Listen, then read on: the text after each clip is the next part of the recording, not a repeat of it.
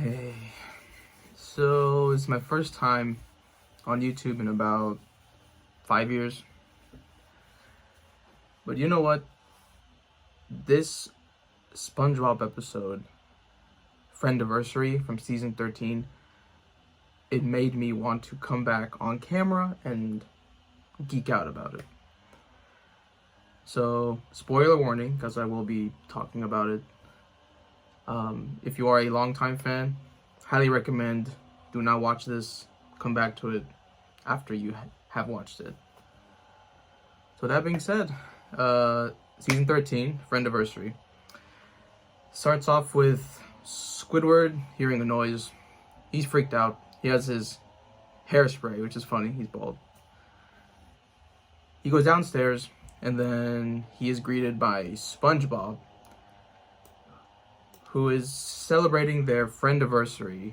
In here, we get a diary, a book thing, and it's really cute, endearing, wholesome, just because in there we have photos of them when they were younger, when they first met, which is canon, I guess, that it's camp.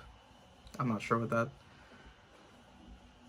But the awesome thing here is that we get a glimpse of the Employee of the Month episode and the winner of that. At least that's what it appears to be.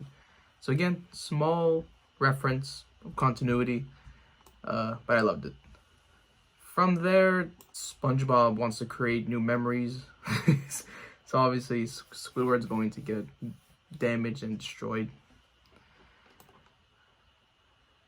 And now he is very nervous. He's very paranoid. He's very anxious. So he's looking around, checking everywhere because SpongeBob is everywhere. And it gets to the point where even SpongeBob is kind of this illusion, because maybe sometimes there are things that even Squidward doesn't know that he was in, or he doesn't even know if it actually happened and he was there. So now this causes some very horrifying and scary animations from Squidward, and I have to give a shout out to the animation here because it really does capture his fear. It's like in that one episode with Mr. Krabs, the plankton paranoia. It's like exactly like that, but just for Squidward in this sake. So nice dark tone shift. And now Squidward has the idea of, let's erase his memory. And by erase, I mean literally he's going to erase SpongeBob's memory of Squidward, of him. The following morning when they're at work and SpongeBob is, what's the word? He's just not himself. Because a trait that he has is that he's very annoying. He's very attentive.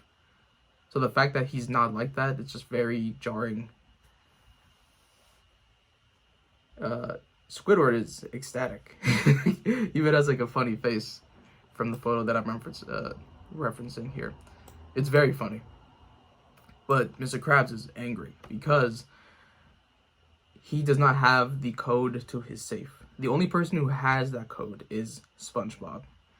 And that is attached to a memory that he has with Squidward. So now that this memory is gone, or really everything is gone, he tells them that they need to go do whatever they need to do to rekindle his memory or to bring it back.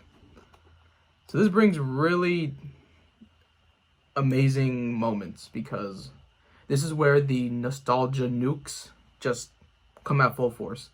At first, we go throughout the day or that episode's events, nothing happens. And then we get into those amazing Easter eggs or those continuity or the references. There is the sea bear. There's the fish shoot from Dying for Pi. There's one more. The bubble stand. There was the bubble stand. That was incredible.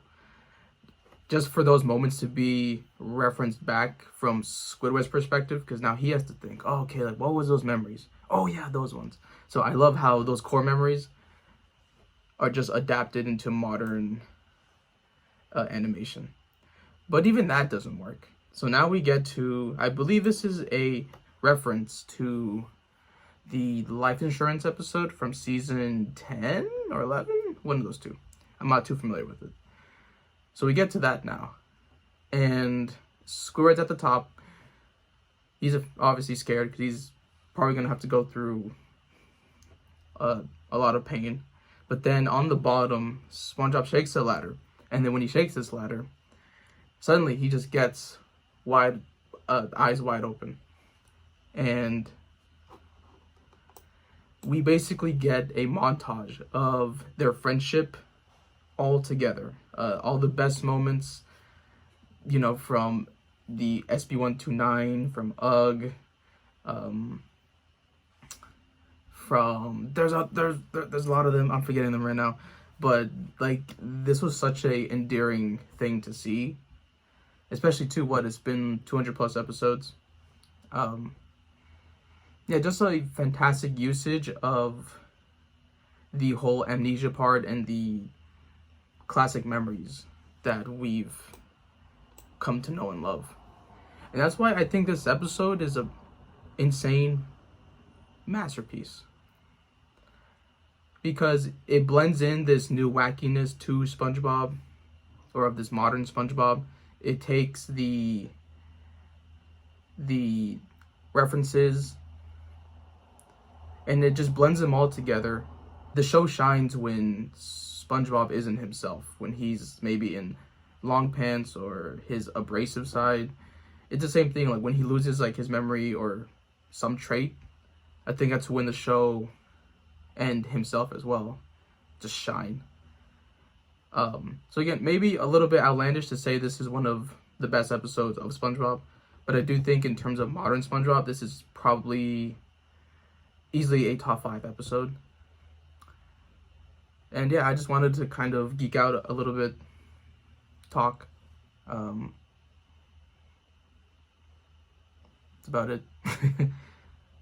If you want more breakdowns or more live reactions to watching it, I'm down for it. That's all I really have to say.